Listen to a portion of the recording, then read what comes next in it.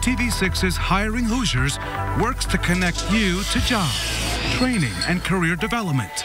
We're telling stories and finding new options to better your situation and your skills. This is RTV6's Hiring Hoosiers Report. So welcome back to Studio A. Basketball is in the Hoosier blood. So much so that the game really is played year-round here in Indiana. Our Amanda Starantino shows us how one group is using that game, the best game really, to find the next generation of skilled and educated workers. Basketball is Tyrell Walker's passion. The skilled athlete played for a junior college in Michigan after graduating in 2016 from Lawrence Central High School. Last summer, he left school and came back to Indy. There's a lot of kids out here getting in trouble, doing bad things. But for Tyrell, he found a positive light when he stopped by his local Boys and Girls Club. When I stepped in here, my eyes opened, and I was like, hey, I can do this, I can do that. At the Boys and Girls Club on the Far East Side, Tyrell was connected to education, housing, and job resources, thanks to the partnerships of Employ Indy. We have roughly 30,000 opportunity youth, 16 to 24-year-old, in our region who have either dropped from high school or graduated but not on a career path. If we can figure out a way to re-engage them, to acquire those middle skills jobs, it will help our region. Employ Indy is partnering with the Boys and Girls Club to use basketball as a hook to pivot these young men and women to score, a job, and even possibly a career. Employ Indy used their large network of community-based organizations to create the Pivot Re-Engagement Center as an initiative to recruit young people into the youth employment system. January of this year, we've recruited, registered, shall I say, roughly 890 young people to come for open gym and engage with our refs. In basketball or in life or in sports, in our community, little things can turn into an argument turn into a shooting. So what I try to do is use every incident here, whether it be a foul, an argument, a disagreement, as a teachable moment. Eric Davenport works with these young people both on and off the court. So once we find out what the individual's focus or what their desires are, then we try to move them in that direction through a step process of education first, then training, and a continued mentoring throughout the process.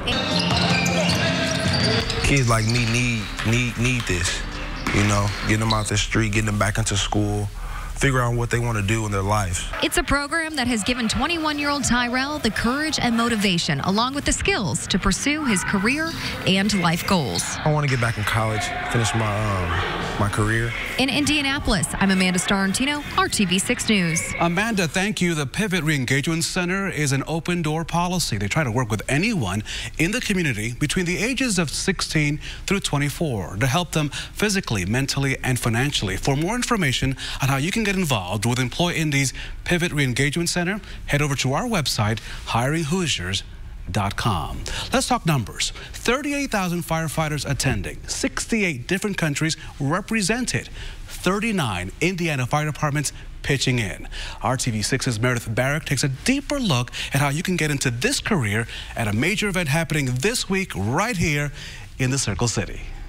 If you're interested in a career in firefighting, or maybe you already are a firefighter, this is the man that you want to hear from, Bobby Halton, the FDIC Vice President of Education. Bobby, thank you so much for joining me. Oh, it's a pleasure. We are going to talk about the FDIC, that is the Fire Department Instructors Conference. Let's talk about a little bit about what that is.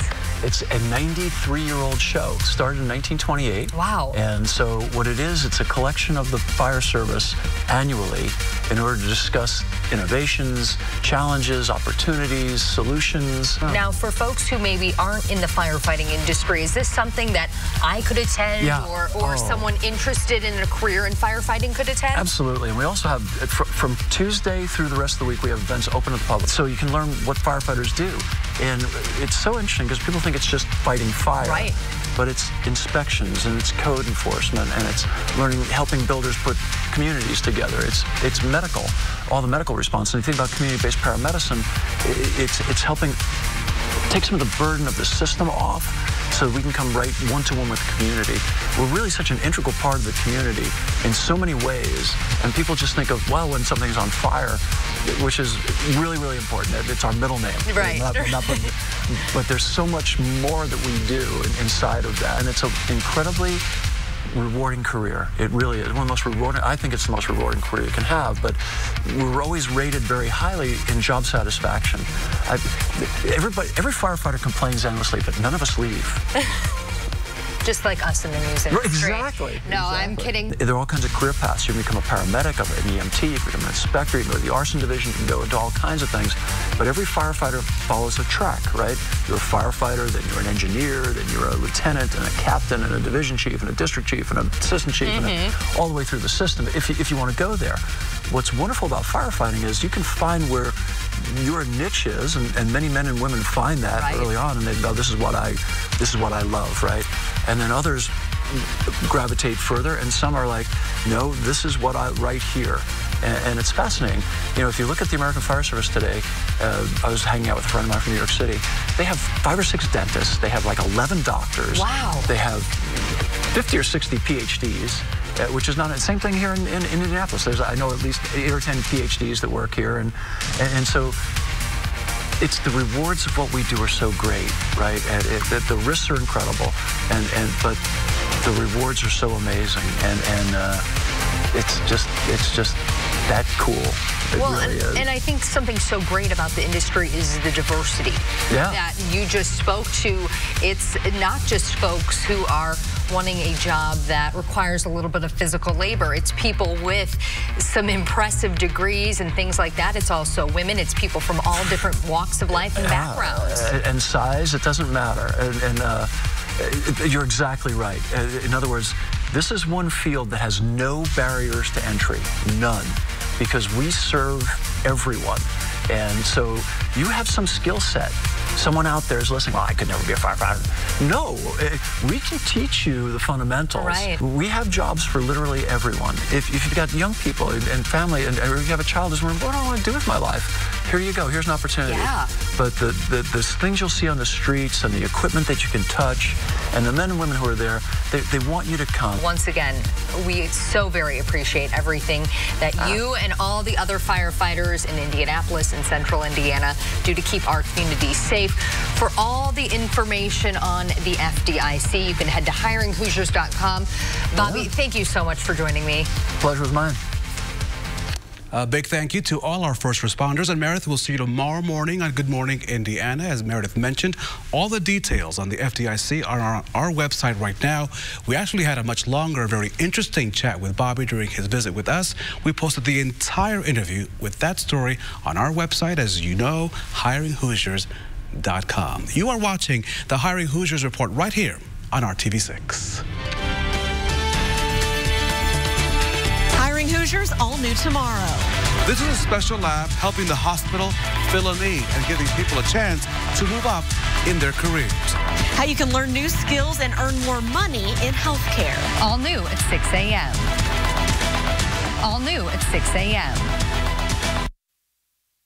If you or your teen is still looking for a summer job, Indy Parks, they need you right now.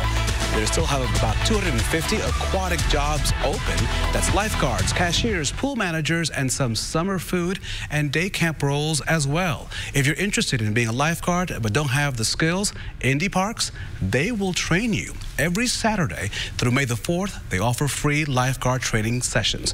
For more information about all of these jobs, head to Indy Parks page on indy.gov.